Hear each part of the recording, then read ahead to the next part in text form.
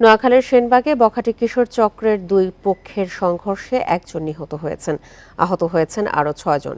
বুধবার রাতে সেবারহাট বাজারে এই সংঘর্ষের ঘটনা ঘটে। পুলিশ জানায়, রাতের সেবারহাট বাজারে বখাটে কিশোর চক্রের দুই গ্রুপের মধ্যে কথা কাটাকাটি হয়।